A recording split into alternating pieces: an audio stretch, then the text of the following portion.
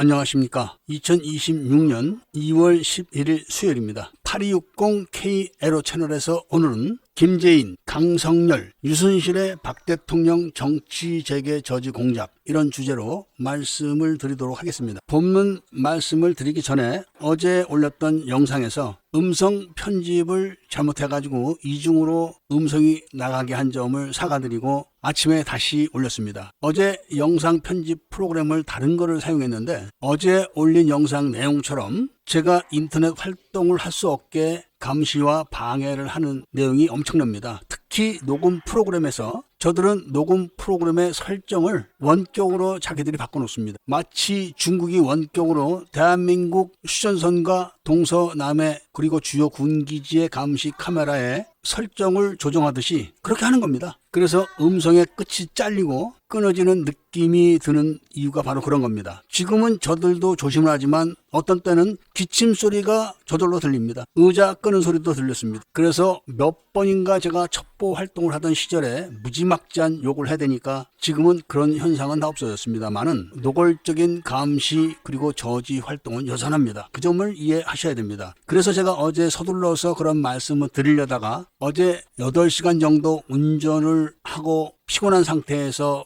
편집을 하다 보니까 다른 편집 프로그램을 사용한다는 사실을 깜빡해가지고 실수를 한 점 사과드리고 이해를 부탁합니다. 자, 그럼 본문 이야기를 해드리겠습니다. 만약에 박근혜 대통령이 정치 재개에 성공한다. 그렇게 되면은 청주회와 삼원체제 비밀정보는 큰 타격을 받고 괴멸의 길로 들어가게 됩니다. 박근혜 대통령 일가, 그러니까 박정희 대통령과 유경수 여사, 그리고 박근혜와 동생들이 사저에서 나눈 이야기가 다 북한으로 보고가 됐던 겁니다. 특히 박근혜 대통령과 유경수 여사가 대화를 한 중요한 대목들을 북한으로 보고를 해가지고 청주회에서 최순실의 애비 최태민에게 무당들이 하는 것처럼 유경수 여사의 목소리를 똑같이 흉내내게 해서 그 목소리로 박근혜 대통령에게 직접 들려주게 공작을 한 겁니다. 그거 중앙정보부의 청주회가 한 겁니다. 충탄에 돌아가신 어머니가 최태민 목사의 목소리를 통해서 자신에게 어머니 목소리 그대로 들려오는 순간 박근혜 대통령은 놀래고 빠져들었던 겁니다. 박근혜 대통령의 제거는 미국에서 박근혜 대통령이 취임을 한 직후에 타인 계좌 무단 송금 방식으로 22조 8천억인가를 북한으로 건넨 거를 조사해달라, 이런 요청을 금감원을 통해서 했고, 그 보고를 받은 박 대통령이 수사 지시를 우병우 민정수석에게 지시를 하고 우병우 민정수석이 그 지시를 그날 밤에 민정수석 비서관들에게 이메일로 다 지시를 하자 다음날 아침에 딱 북한에서 저런 방송을 했던 겁니다. 박근혜를 제거해라. 똑같은 일이 윤석열이 대통령에 취임을 하고 즉시 미국 FBI가 한동훈을 불러서 19조 몇천억을 북한으로 넘어간 걸 조사해달라, 이런 부탁을 했고, 한동훈은 그 중에서 4,900억 정도만 우리 은행에서 북한으로 보냈다. 이렇게 해서 지점장 하나만 구속하고 어영부영하다가 그 수사를 뭉개기 위해서 이태원 학살 사건을 저질러서 여론을 돌려버린 겁니다. 그러니까 김대중부터 지금 이재명까지 민주당 출신 대통령들이 북한에 보낸 돈은 일반 국민들은 상상을 할 수가 없습니다. 이런 거를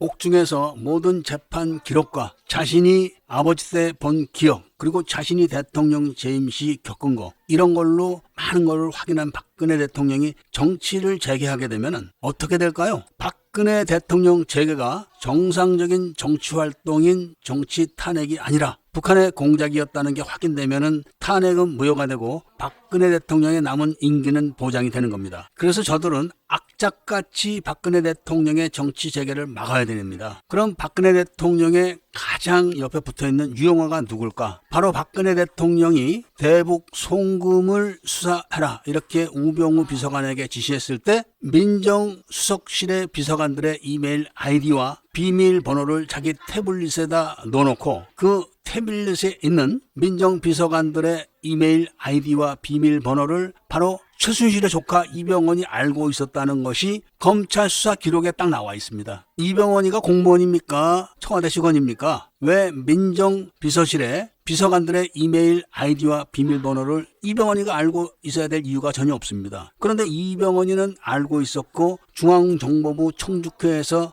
박근혜 대통령 감시를 하기 위해서 붙여놨던 간첩입니다. 그러니까 박근혜 대통령이 대북 송금 수사 지시를 하자마자 다음날 딱 노동신문에 저렇게 사설로 딱 찍힌 거 아닙니까? 그런 김한수를 왜 유영아가 자기 사무실에 오랫동안 숨겨줬을까요? 국민 여러분들은 박근혜 대통령 탄핵 당시 재미교포 영감이 박근혜 대통령 변호사를 자임하고 아스팔트에다 떠들다가 탄핵이 된 날 도망친 사실을 기억하십니까? 그 인간이 바로 조갑제와 함께 미국에서 한국 비자가 금지됐던 이스라엘 출신 미국인 정치 분석가에게 붙어서 지냈던 인물이, 그런 인간이 박근혜 대통령 변호사를 자청해서 했었고, 유영하가 대공 영의점이 너무나 뚜렷한 김한수를 은닉해줬다는 점을 말씀드리면서, 김세희가 MBC 노조위원장 출신이라는 거, 그리고 MBC는 장자가 붙은 보직, 그러니까 수의장부터 모든 장자가 붙은 보직은 전라도 사람들이 차지하고 있는 MBC 출신이라는 거, 그리고 노조위원장 출신이면서 뉴스를 조작하다가 걸려서 사직을 하고 즉시 가세연을 설립했다는 거, 박근혜 대통령 도곡동 사저 경매에 참가했다는 점, 그리고 그 비용이 36억 원이나 됐다는 점, 그 돈을 강용석과 같이 만들었다는 점. 그러니까 김세희는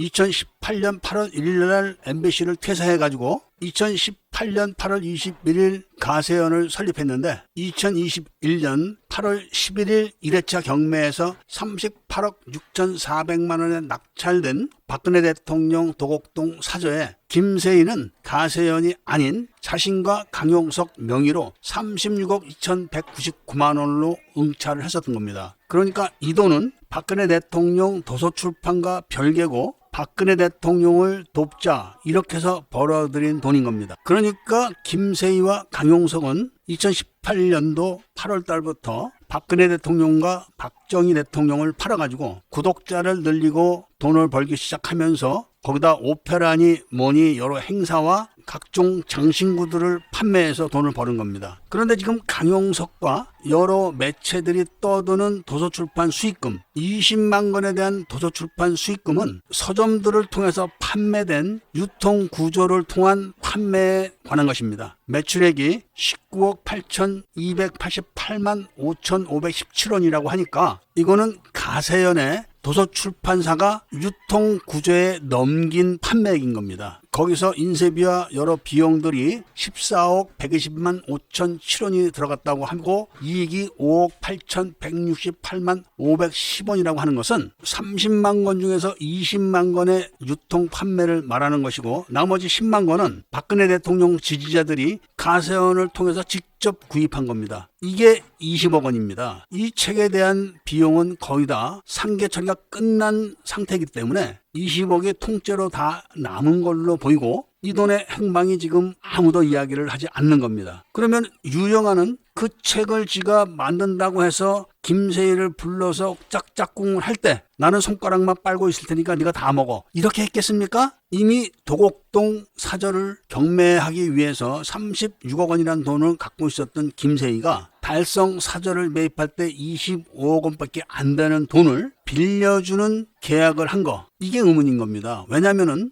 유영아는 이미 김세희와 가세연이 2018년 8월 달부터 박정희 대통령과 박근혜 대통령을 팔아가지고 엄청난 수입을 올리고 있다는 걸 알고 있습니다. 그리고 그 수입을 김세희가 나와 가세연이 다 먹겠다 이렇게 말한 것이 아니라 박근혜 대통령을 돕겠다 이렇게 말하면서 벌어들인 돈이기 때문에, 그 수익금과 박근혜 대통령이 직접 쓰신 책을 팔아먹게 해놓고 채권 채무 관계를 설정한 것은 변호사 머리를 달고 있는 유영아가 할 행동은 아닌 겁니다. 그리고 문제는 이번에 가압류 사건이 처음이 아니라는 겁니다. 계속 정치 행위를 하지 못하게 압박을 하니까 박근혜 대통령이 이 두 번째 책을 발간해서 사태를 수습하려고 책 출판 계획을 발표하니까 바로 홍석현, 애니첸 이런 인간들이 이승만 영화를 만들어서 박근혜 대통령이 책 출판하기 전날 영화를 무료 배포해버린 겁니다. 그래가지고 손님이 없게 된 박근혜 대통령에게 홍석현이가 3억 원을 주고 판권을 사버리니까 결국은 25억 원을 동원해야 되는 박근혜 대통령은 3억 원밖에 동원하지 못해서 빚 갚는 데 실패한 겁니다. 저를 감시하는 청주케의 모습을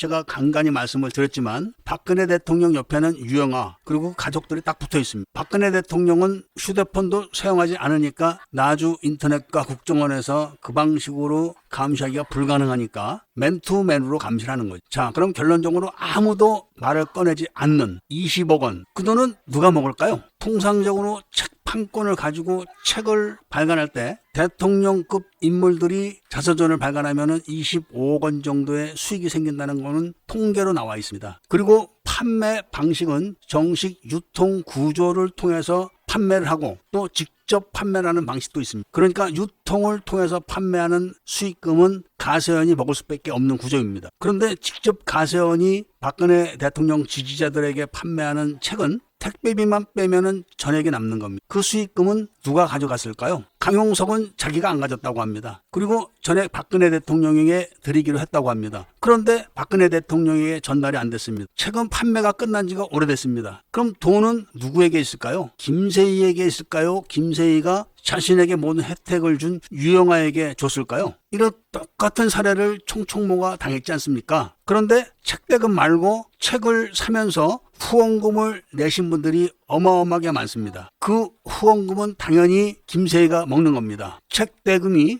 가세연 통장이나 김세희 통장으로 찍히기 때문에 그런 겁니다. 그러니까 김세희는 유영아에게 20억 원을 줘도 자신은 또 수십억 원을 또 먹게 되는 겁니다. 그런 구조입니다. 그런 구조에서 법을 잘 아는 변호사 유영아가 김세희와 채권 채무 관계를 작성했다. 이게 말이 됩니까? 그러니까 유통구조망을 통해서 부가세 매입 매출이 끊기는 매출 말고 후원금과 같이 들어온 10만 건의 책 대금은 후원금은 김세희가 먹는다고 쳐도 책값은 어디로 갔냐 이겁니다. 어디로 갔냐가 문제가 아니라 누가 먹었냐가 문제지요. 그런데 이런 이야기는 모든 방송, 신문, 개튜버들은 입을 싹 씻고 강용석이가 그런 말을 했다. 증언을 한댄다. 이렇게 강용석 영웅 만들기를 또 합니다. 김일성에게 붙어먹다가 박정희에게 붙어먹고 김정일에게 붙어먹다가 지금은 트럼프에게 붙어먹는 수박들을 보시고 있을 겁니다. 박근혜 대통령을 빨아서 돈을 빨다가 박근혜 대통령을 죄 없이 잡아쳐놓고 대통령의 직을 빼앗은 윤석열에게 달라붙어서 먹고 있는 강용석이를 영웅을 만든다는 게 이게 말이 됩니까? 강용석은 지금 윤 어게인을 목이 찢어져라고 외치고 있습니다. 웃기는 일이죠. 머리만 천문학적으로 까진 강용석이가 이념이 있겠습니까? 사상이 있겠습니까? 기회를 포착해서 이리 붙어서 저리 붙어서 돈을 빨아먹는 데는 천재인 겁니다. 이런 놈들에게 돈을 기부를 하시는 개돼지들을 보면은 기가 막히죠. 오늘은 기존 후원 회원이신 파이팅이라는 분이 30만 원을 후원해 주셨습니다. 나라를 말아먹는 데는 엄청난 돈을 보내주는 개돼지들과 나라를 구하는데 꼭 필요한 돈을 보내주시는 애국 인사님들이 이렇게 차이가 나는 겁니다. 박근혜 대통령이 정치 재개에 성공을 하는 것과 총총무가 5.18에 대한 진실을 미국 국회에서 청문회를 하는 그런 일이 어렵기는 마찬가지일 겁니다. 박근혜 대통령이 정치 재개에 성공을 하던 총총무가 미국 의회에서 5.18 진실에 대한 청문회를 하든 간에 누가 먼저 성공을 하든 간에 청주회와 삼원체제의 종말은 눈앞에 있는 거라는 말씀을 드리면서 오늘 이야기를 마치고자 합니다. 이야기를 들어주셔서 감사드립니다.